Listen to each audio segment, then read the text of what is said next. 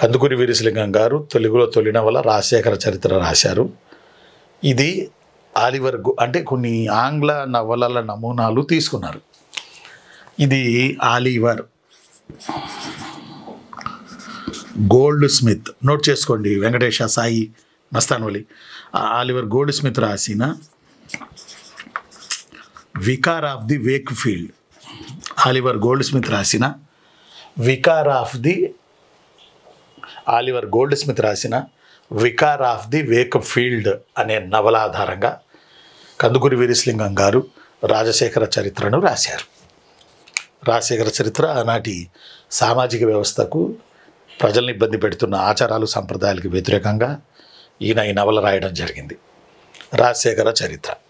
ఆ తర్వాత ఇంకొకటి సత్యరాజు పూర్వదేశ యాత్రలు అని ఒక నవల రాశారు.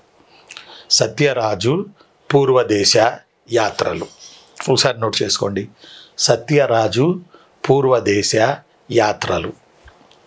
మళ్ళీ ఇంకోసారి చెప్పనా, అంటే సత్యరాజు అనే ఒక క్యారెక్టరు దేశం మొత్తం యాత్ర చేస్తూ దేశంలో ఉన్న ఈ సామాజిక దురాచారాలకు వ్యతిరేకంగా పోరాడుతూ తను చాలా దూరం యాత్ర చేశాడు దేశంలో. సత్యరాజుని, వీరేశలింగం గారిని అందులో మనం ఐడెంటిటీ చేసుకోవచ్చు. సత్యరాజులో వీరేశలింగం పంతులు గారిని మనం ఐడెంటిటీ చేసుకోవచ్చు. కాబట్టి సత్యరాజు పూర్వదేశ యాత్రలు ఇది మరో నవల. ఇది జొనాథన్ స్విఫ్ట్ రాసిన గల్లివర్ ట్రావెల్స్ అనే నవల నుంచి ప్రేరణ పొంది కందుకూరి వారు సత్యరాజు పూర్వదేశ యాత్రలు రాశారు. ఇది కూడా ఇక్కడ రాస్తాను, ఇక్కడ రాసుకుందాం, నోట్ చేసుకోండి నాన్న. సత్యరాజు పూర్వదేశ యాత్రలు, సత్యరాజు పూర్వదేశ యాత్రలు. ఇది జొనాథన్ SWIFT జొనాథన్ స్విఫ్ట్ రాసిన గల్లివర్ ట్రావెల్స్. ఈ రెండు అసలు ఈ నవలకి మాతృక ఏంటని అడుగుతాడబ్బా, ఈ నవలకి మాతృక ఏంటని అడుగుతాడు.